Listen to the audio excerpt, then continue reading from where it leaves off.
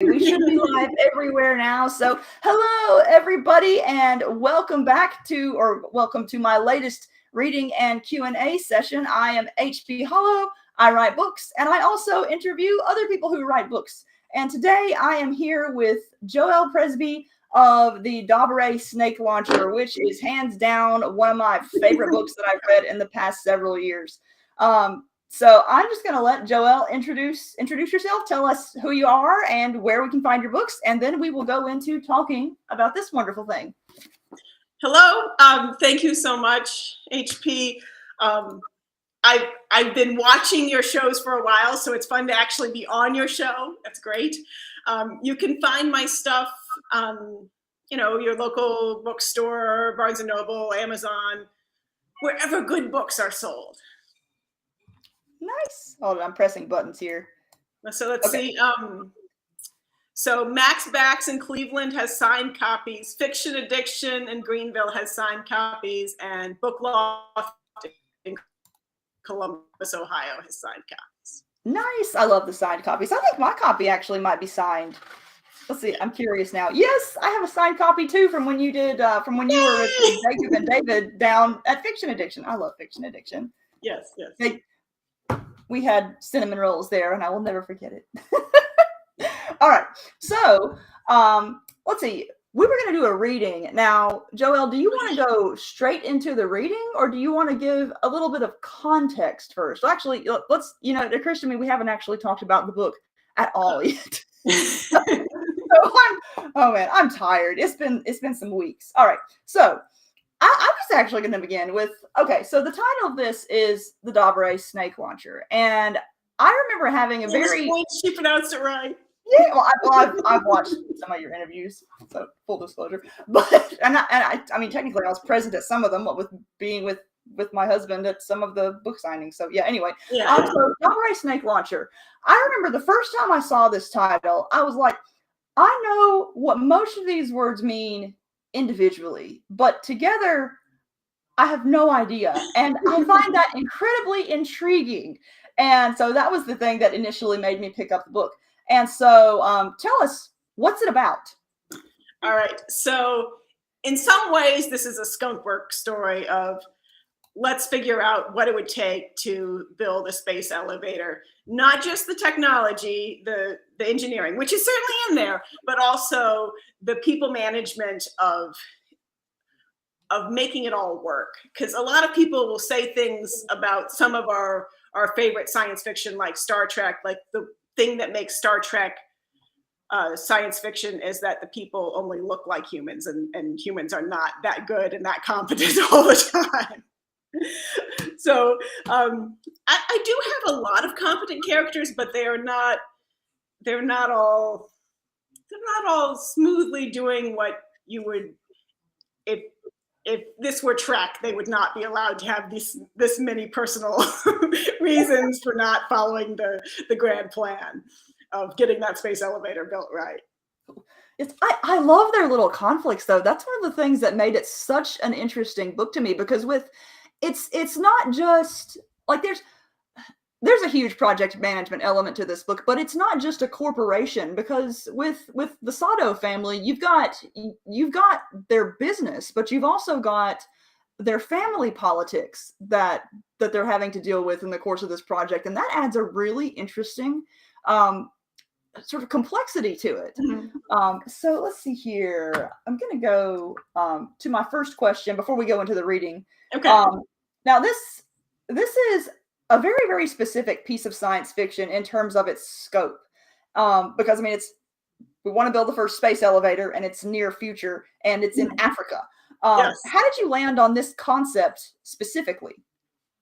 Well, part of it was after writing with David Weber in the Multiverse series, Toni Weisskopf at Bain gave me the opportunity to pitch to her some novel concepts, and this was one of the ones that she was interested in giving me a contract to write. And as I was coming up with, what ideas can I pitch to her that I think I can do, but maybe other people can't. And this will be not something that she has seen pitched to her 15 times, not something that she has a manuscript from someone who is already a New York Times bestselling author waiting to be published, but I just don't know about it because it's not out yet. And then she would say no because it's too much like that. And so one of the things I was doing is looking around at tech books that I had available to me. And I had this one, which is Space Elevators, an assessment of the technological feasibility and way forward by IAA. I remember that one. Did you have that at the Fiction Addiction signing? That looks familiar. Yeah, it is. I get that question, and so I like to explain some of where it came from. I had a day job at the time doing things that I mostly couldn't talk about for the government and agencies, but stuff I could talk about was I had to do research. And so I had to read things like this, which is actual PhDs speculating about what it would take to build a space elevator.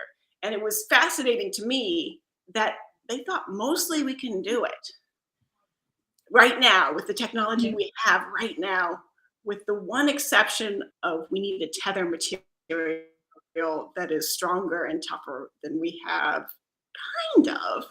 Carbon nanofibers absolutely meet all the requirements, but right now we can't make long enough carbon nanofiber to do a space elevator, which would be from the surface of Earth out to geosynchronous orbit. When I started writing my manuscript after Tony agreed and let me do this, we could do about 9 centimeters long of carbon nanofiber. And when I finished and turned it into Tony, we could do about a 0.5 meter to 1 meter, depending on which science group you consider having correctly presented their findings. Nobody else could repeat the 2 findings. So we could do more, but we don't know exactly how much more. But that is not, out to geosynchronous orbit. So the amazing one single science fiction gimme thing in my book is that we've got a company that figures out how to make diamond wire, which is their branded name for carbon nanofibers at whatever length they want. Cool. All right. You're mentioning research actually leads me to my next question. How much of the book is from research and how much is from your personal experience, say, dealing with project management? Because there's a huge amount of project management in, like, when I picked this book up, I was expecting, okay, it's going to be sci-fi. It's going to be interesting examination of this concept. But my husband used to be a project manager. And so we're going through the initial parts with Chummy and, oh my gosh, I've forgotten his name. I just remember he was always angry at everybody. Oh, Ethan. Yes, and I'm going through the initial chapters with those two, and I'm like, this feels familiar. I've heard rants like this. You have met this person before, and it's just there were lots of moments where I was like, this person either is a project manager, or you are either a project manager or someone who has been a project manager. And so I was curious as to how much of that was from your own experience and how much was additional research you had to do. I'd say about 60% experience, 40% research, because part of it is set in Cameroon and West Africa, and I lived in Cameroon for 12 years. I did work for Booz Allen Hamilton as a project manager and got my PMP, Project Management Professional certificate, and renewed it and worked in those kinds of groups with that sort of organization. I will not admit to having met people who were like Ethan or having at times felt like I was Ethan.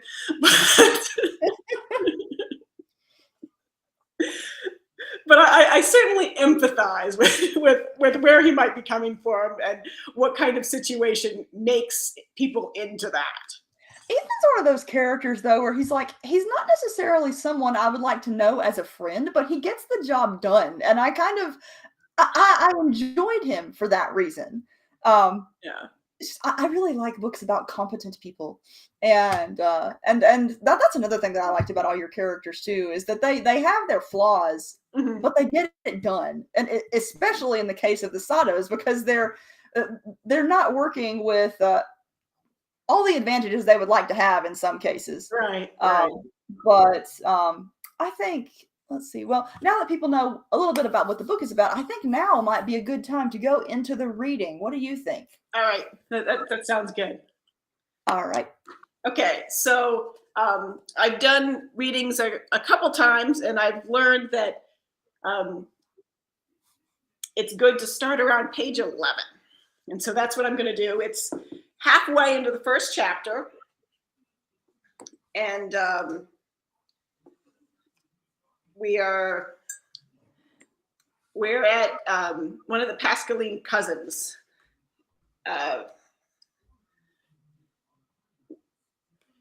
We've got Pascaline and Maurie are the two main cousins who are going to be in charge of things in Cameroon. Okay, so this is the two cousins were together, and now we're just with Maurie. But Pascaline wasn't back. The porch's shade coolness lulled Maurie into dreamland with a bare touch of breeze brushing her skin. Someone else waited. In the swath of vapor in a woman's shape, with a serpentine thing trailing after her mounted the, a swath of vapor in a woman's shape with a serpentine thing trailing after her mounted the single step onto the cement porch. The water power of Mommywada twitched an algae mossed skirt hem, and the snake spirit untangled itself from around her feet to curl up out of sight. Wet comfort breathed over Maurie, better than any air conditioning. The rank scent of river mire settled in after, and Maurie started to drown. Not yet! Mommywada yanked a spirit coil from Maurie's face and shook it, so the snake head attached bobbed back and forth. No drowning, my acolytes. The snake spirit hissed unwilling acceptance and huddled in an angry pile of coils at its mistress's muddy feet. Where was I? The water woman swayed side to side as if she were part snake herself. Scrawny, if there were more offspring, I'd swallow you whole and tell the ghosts to quit their clamoring until a better one was born. That sounds painful, Maurie thought. Oh, yes, it is. Mommywada spat, and venomous fangs dove into Maurie's face. You are mine now. The bite spread agony and bitter cold at the speed of a panicked heart. Maurie grabbed her cheek to claw open the wound and attempt to bleed out some of the venom. But Mommywada slapped her hand down, and then the spreading chill held her numb. Maurie wanted to vomit, but couldn't move, constricting throat enough to let the rising bile out. Shivers alternated with burning heat, and she forgot about the old wooden stool and the solid cement porch. Instead, Maurie struggled in the river mud at the edge of a not yet dry stream bed. Heat beat down on her. Too late, she could move, but nothing stopped the searing pain spreading from the bite. Not fair, she thought. A reasonable dream should at least include her feeling somewhat better while she endured the weirdness her subconscious chose to inflict on her. Heat and sweat boiled over her body. A fever dream, Maurie decided. Mommywada writhed back as a snake, woman, and steam all at once, but she smelled of that almost dry, more mud than water, stream bed next to the last bush camp Maurie's team had used. It was the same one she was fairly sure that Pascaline had used to dunk her in when the fever got bad, and the rest of the team had scattered across the countryside searching for the nearest clinic. A Mommywada is a river spirit, Maurie said, and I don't believe in spirits. A Maurie girl, the spirit snapped back, is a noble one, and I don't believe in nobility, no matter what silly colonialist names the living are calling their young these days. That makes no sense. Maurie tried to force her mind to other things. There were other problems to think of. She pursed her subconscious to fixate on anything else in hopes of redirecting fever anxiety in a more rational manner. Her cousin Reuben was still in prison, last she'd heard, or at least jail awaiting trial.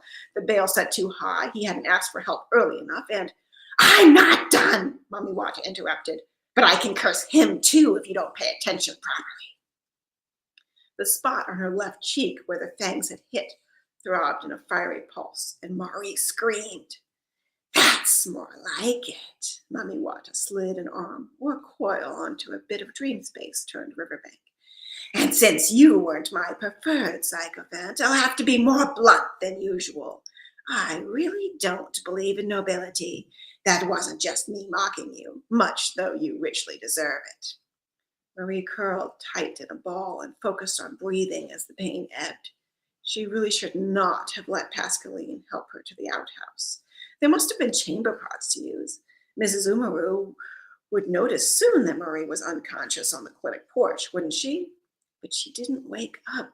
Okay, I accept responsibility. Tell me what I've done, Marie said, hoping to rattle her subconscious into giving her some hints that might at least partially explain this bizarre self-torture.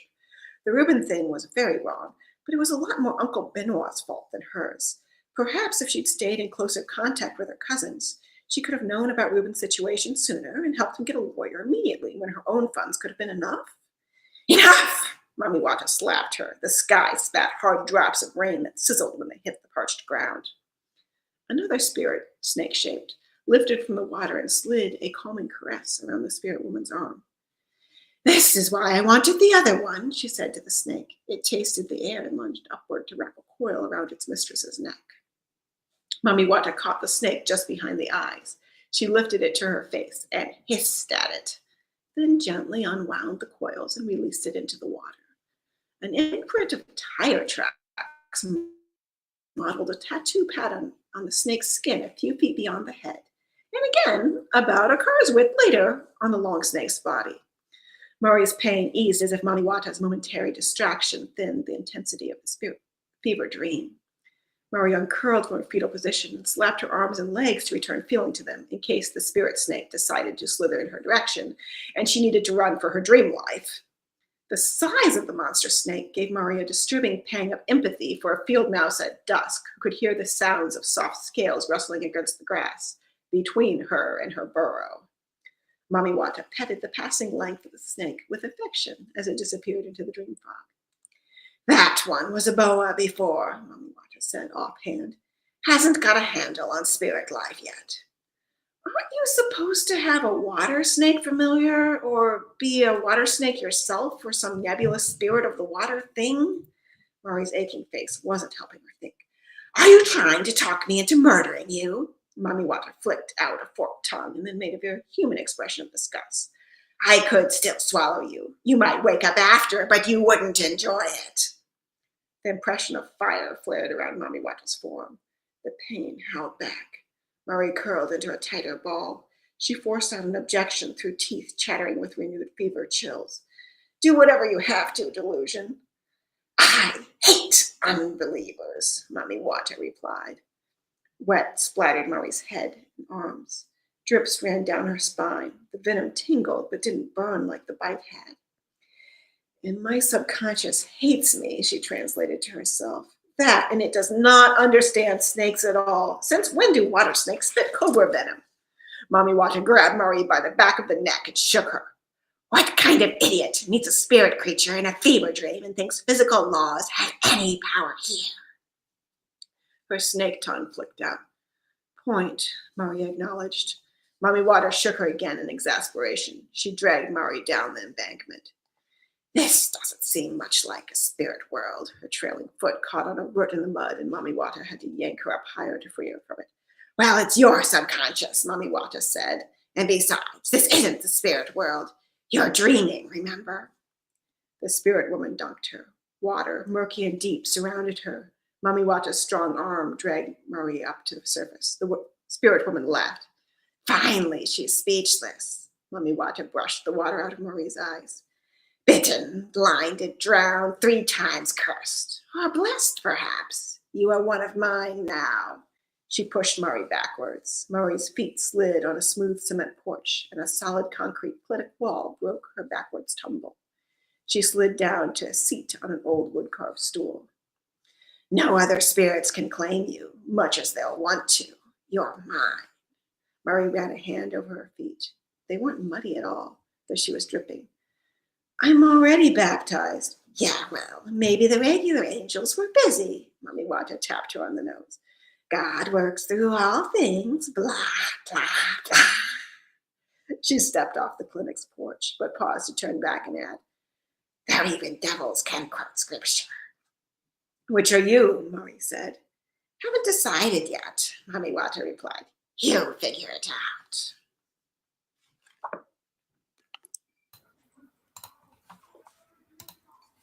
So that's your first introduction to Mommywada. Yes, I love Mommywada as a character. Like you don't see her all that often in the novel, but when she's there, she's one of the best things about the scene. And I actually did have a question relating to her presence too.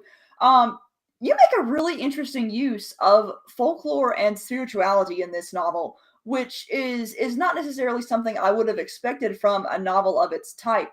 What led to the decision to include the Mommywada mythology? Well, first of all, that was not part of the original pitch that was approved for this book. And so I was writing along, and I don't necessarily write in order. So even though that's chapter 1, that wasn't necessarily written first, but I was writing along and she just kept coming back in. I was having trouble having as many characters who were from future Cameroon as I wanted to use without some of them having some of the local folklore be part of who they were. And before turning in the novel to Bain, I talked to several friends who are professionals and told them my concerns that a science fiction novel can't have this much mysticism in it.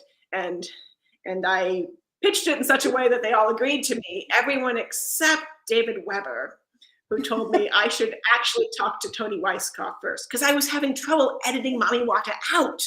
I tried and it wasn't working. And so I talked to Tony, expecting her to say, Joelle, I'm going to pass on this book unless you find a way to edit this character down to be not present in there, or at least to make sure that it's completely obvious that there's no way you can imagine she's real. I'm being too loud. You need to sleep. I will try to be a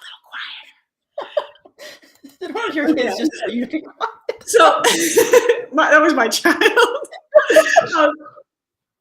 Tony Weisskopf's response was not only are you keeping Mommywada, you need to add more of her. Ah, nice. It was wonderful. And it just made it so much better to have not only as much as I wanted, but to not only the minimum that I thought was necessary, but as much as I wanted. That's nice. So the thing I like about the way you write her is that for a lot of the novel, there's very much a is she real or isn't she kind of vibe to it, and it's because you introduce her through the fever dream, and I admit through most of the novel I was like, oh, okay, I know this is going somewhere. Where's it going? And I absolutely loved the way you used her. I want to say in the very last scene of the book, avoiding spoilers. I mean, I guess it's not really spoiler, but you have a really clever way of working the spirituality into the ultimate theme of the book while still staying true to the science fiction nature of the book. And that was, I got to the last page and I was like, oh, that's a perfect ending. I love it so much. Oh, thank you.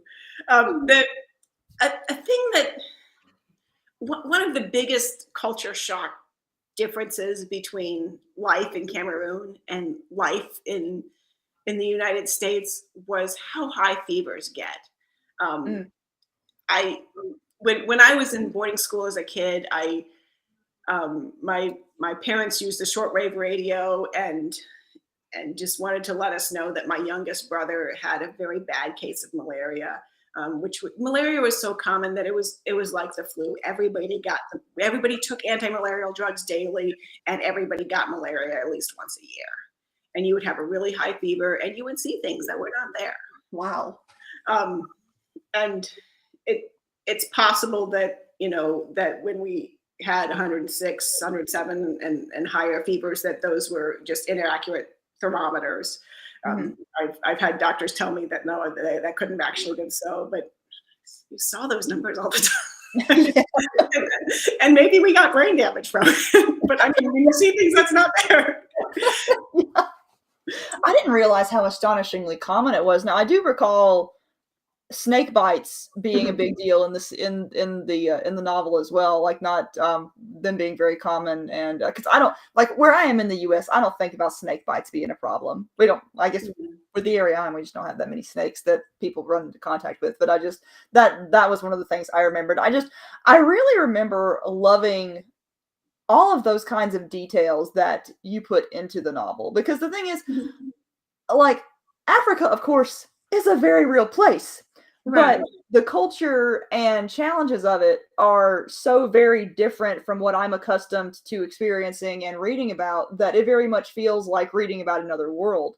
And it's just because it's just you experience, you know, more deadly snakes, more common power blackouts, things like that. And it's just I loved, one of the things that I loved most about how you wrote this setting is a lot of times when people write about Africa in particular, there's either condescension or pity sometimes involved. And I love the dignity with which you portrayed it. Like there are obviously places where things are tough, like the medical system is not what anyone would like it to be. The electrical capacity is not what anyone would like it to be, but it's just, it's presented as just a challenge the characters have to deal with, and they do. And I really enjoyed the respect with which the setting was presented, and that was easily one of my favorite parts of the novel. And I mean, it's a huge continent with a wide range of things. I should probably say Cameroon specifically now, and you know, I took it a few hundred years in the future. So I like that the folks at Kilimanjaro had, you know, all the tech that anybody could ever want over on the east side where they're building the space elevator, but that I kept the parts of Cameroon that I show in the novel closer to how I experienced them, which was, I really felt that Appalachian culture in Ohio and the tribal groups that I lived among in Cameroon had a lot of cultural overlap in how people felt and how people dealt with things. That makes sense to me. Yeah, I can totally see that. Yeah. And so I thought if I can just present it that way, there'll be a lot of readers in the United States who will be able to see this and see themselves in people who are actually from a different continent a couple hundred years in the future. And I absolutely love the family group dynamic and the there's another word I'm looking for, but it is completely fallen out of my brain. But that actually somewhat leads me into my next question, which is that this book has an enormous cast for a book of its size. Like it's not a huge book. And one thing that I absolutely loved about it was that despite how comparatively short the book is, I feel like I know so much about all of these characters because of how efficiently you characterize them. And I'm curious if you had any specific writing techniques that you used to be able to wrangle that many characters in such a small amount of space. Like, how do you decide this is the detail I'm going to give about this character that makes the reader like know, oh, this is this character's personality? I felt like I had an intensive masterclass in writing on defining characters quickly from writing in the multiverse with David, where I started on book 3 of the series because he had previously written the first 2 with Linda Evans. And for that novel, there were more than 1,000 characters before I even touched it. And I had to go through the last 2 books and identify who was still alive. And so for my own novel, it was so much easier because there was not already a cast. And it seemed to me like I was dealing with a much smaller group than a normal. Yeah, that's much tinier. Normal was a multiverse novel at that point. Oh, by the way, we have some people in the chat. So hi, Robert and James. And I just want to say to those who are watching, if you have any questions for Joelle, just put them in the chat and we will get to them whenever we have a spare moment. So yes. All right. So I want to know, who was your favorite character to write? Dee Dee. Uncle Chummy's assistant Dee Dee is my favorite. She's a minor character, but she's one of those who is so well realized. Like I want a Dee Dee in my life because she's so organized, and I am not. And her system of organization is just amazing. But I never specifically said it, but I imagine that she has some kind of Asperger's or autism diagnosis of some kind. Though I didn't. The reason I didn't say it was because I feel like those diagnoses change too quickly. that it would likely have a different label at that point, and it might not even have a label. Ah, yeah, that makes sense, especially that far in the future. Yeah. But yeah, one thing that I really enjoyed about the novel is that most of the characters are competent, Mhm. but perhaps despite or perhaps because of their competence, they sometimes interfere with each other. And speaking of Dee in particular, one of the secrets of the book is Chummy, is well, I mean, you wrote the book, and I'm just saying Yeah. it for the audience. But Chummy is he is the one who orchestrated that the Sadou Corporation, the Sadou family, got the contract to build the snake launcher, and he's trying to hide the fact that he's related to them. And I mean, he's not being like scummy or anything about it. He's but then Dee is just going about being Dee and discovers some random little things when she's doing some of her clerical work, and it's like Dee, I know you're doing a good job, and I know you want to do good work, but just stop a little bit. And it's like she's not doing anything malevolent. She's just doing her job, but she's about to mess a few things up. Yeah. And it's just I love little elements like that. And I love too how even minor characters get some really great moments too. There's a scene late in the novel, and I've forgotten this other character's name too, but he's one of the smaller relatives of the Sadou family. And he's the one who plays a pivotal role in one of the final family meetings. His name is completely slipping my mind. Huh? I'm guessing you mean Reuben, the guy who was in jail? Reuben, where he's just they're calling a vote, and he comes in and he has his great few words and changes everyone's fates. And I really love the way you handled him. I'm trying to avoid spoilers here, but I absolutely love that too. And the thing that I love about the Sadous in particular, and the main character Sadous, is I'm simultaneously terrified of some of them, and yet I also want to be friends with them. Like Pascaline in particular. Pascaline is someone where she is so ferocious about getting things done. Mm-hmm. And she's the kind of character where she's not someone I would want to hang around because she's so fierce, but she's absolutely the kind of person I would go to when I have a problem and I know I need to be told what to do, but I don't want to hear it, but I know I need to hear it. I know Pascaline's going to tell me whether I want to hear it or not. And I really love those kinds of characters. I really, really love her relationship with, is it pronounced Adamu? Yes. Yes. I really love this, just their whole romance is not the right word for it. Mm-hmm. I guess it evolves, but their whole relationship is just magnificently orchestrated, and I love it. Yes.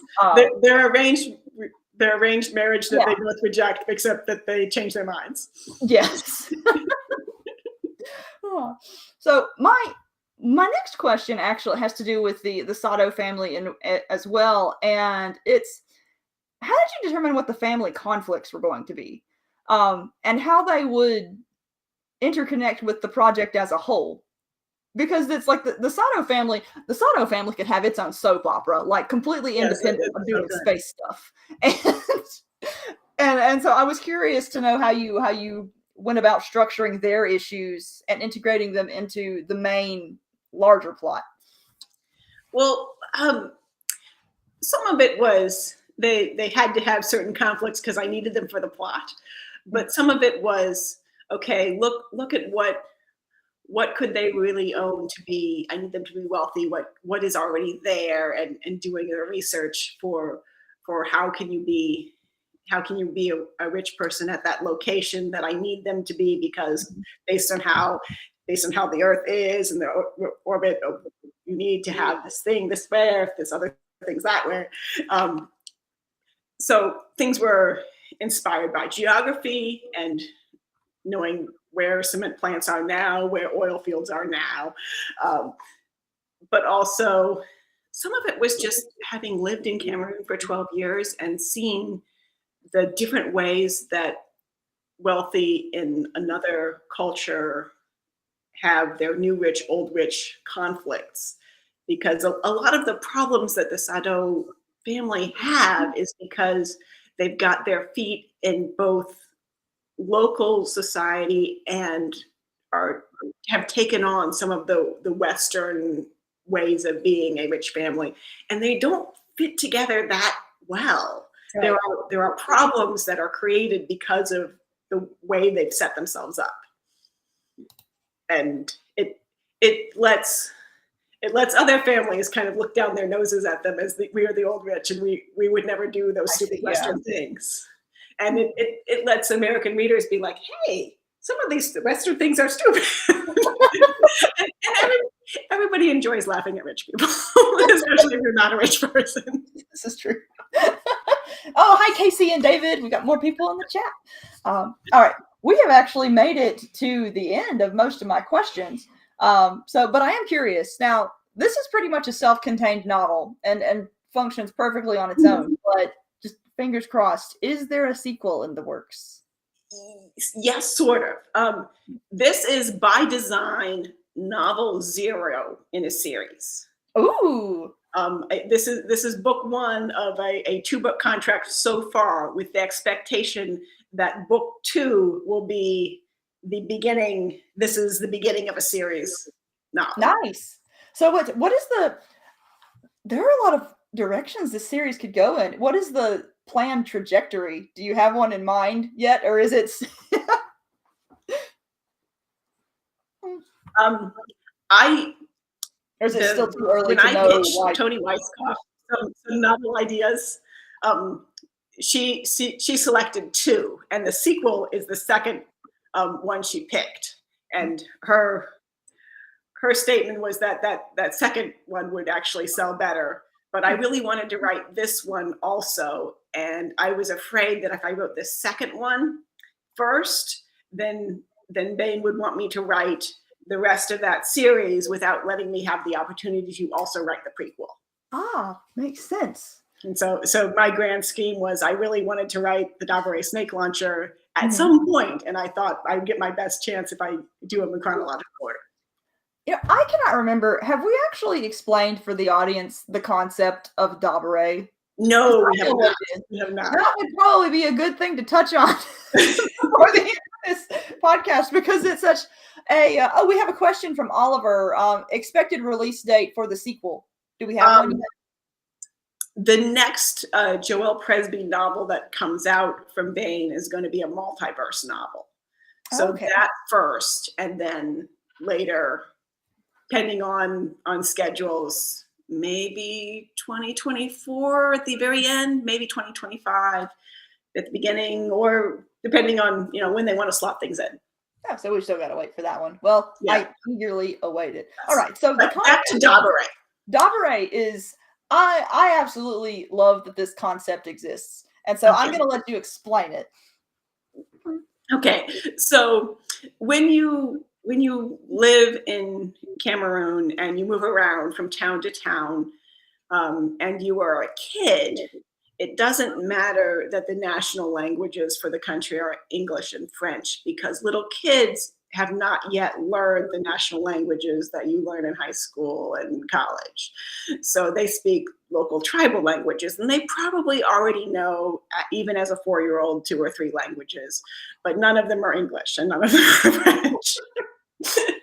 And so as my parents moved around for their work, I had trouble. I had to learn a new language in every new town. And thankfully in Cameroon, there are a lot of games that are numbers and math based, so you can still play games and if you can't communicate. But I really loved words that were useful enough that they got adopted in multiple languages. And one of those words is Dobbery. And in general, it means making a mishmash of engineering things when you don't have all the parts that you're supposed to have to make it. If somebody told you how to make a washing machine, these would not be the parts you'd use, but these are the parts you have, and so you make it work. And it's not a value neutral name for you have created a thing. It is a thing you have created that is either beautiful and wonderful, and it is just amazing that you made this thing, or it's, oh my goodness, you took all those actual good parts and you put them together, and not only does at work, it is destroying the parts, and that is just a mess. That is a DABARE mal, or so you've got it's one or the other, and it's extreme. So that's how the word meant when I was using it growing up as a kid. But to put it in the title, I really wanted to find a definition in a printed something, and it's not English, so English language, but I found it mentioned 3 or 4 times as I am searching through libraries, and it was amusing to me how different the definitions were. They all have it's a thing that's a mishmash, and it's either great or awful. All the definitions have that. But in East Africa, it is black magic that is either awful or wonderful in its effect. And I found a British cavalry officer mention of it from the Great War, at which point the Fulani, who are the creators of this word, were doing a very good job killing the British Army. And they basically defined DABARE as an IED that is either, horribly killing their people, or it doesn't even work. Mm. And so it was interesting to see that this word has been in use for a while, and it has changed. And so I got inspired by that, and I defined DABARE in the novel 3 times from 3 different perspectives. It's such a great word too. And now that I think of it, it actually it's not an exact match, but that duality kind of fits into the part of the Mommywada mythology too, which if I recall correctly, yeah. and I may be getting this completely wrong, but is she not the sort of character that she can either sort of bless your project or completely curse it, and it's kind of it's up in the air as to which it might be, kind of. Am I remembering that correctly? Yes. Okay. And in her mythos, she's a water spirit. In her mythos, the northern Cameroonians who live near the Sahara, she's a much kinder bringer of water, but with watch out for fairy gifts kind of issues. Mm-hmm. And coastal, she looks like a mermaid, but she's going to drag your kids out in the undercurrent, and she's going to kill you all. Kind of water less valuable in and of itself when you have an entire ocean. Yeah. And that's an interesting duality in and of itself. Water being both dangerous and a thing we need to live. I love all these juxtapositions. Given that Mommywada just kind of shoved her way into the novel without you planning on it happening, is there a plan to continue that sort of folklore spirituality element throughout the series? I am undecided. I'm still thinking about that.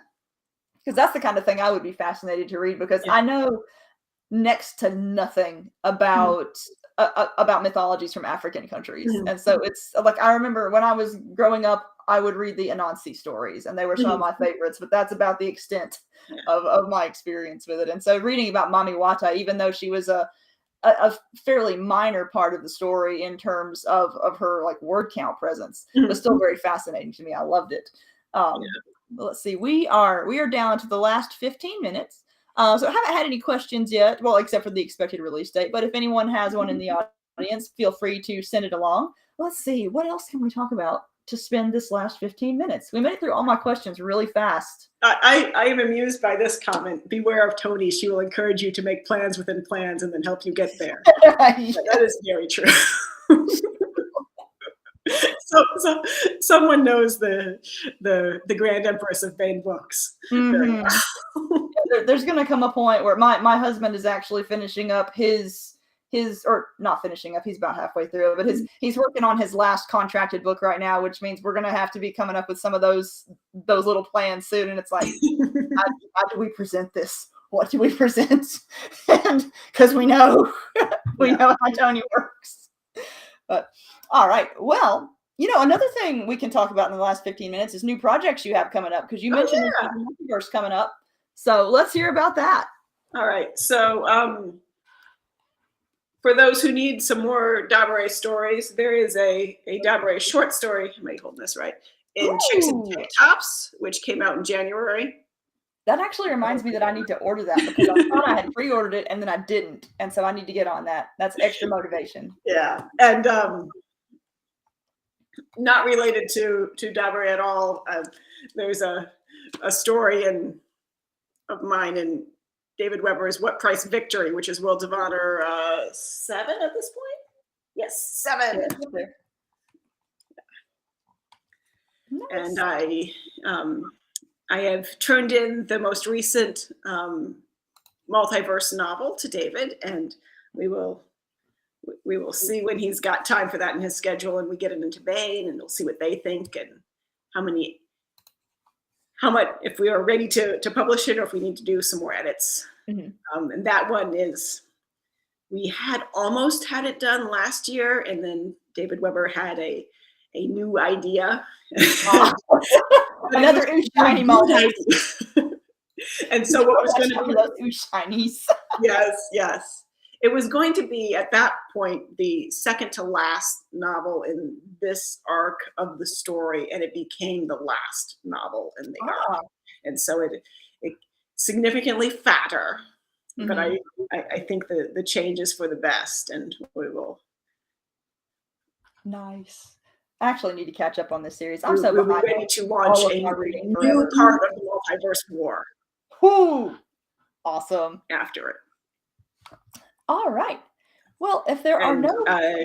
David has told people at conventions a few times about what the beginning of the next part after this in the multiverse war is. And so that is part of why I need to attend Dragon Con this year to study and get the exact right feel of this ambiance that many of the readers already know well. Ooh, okay. I'm intrigued now.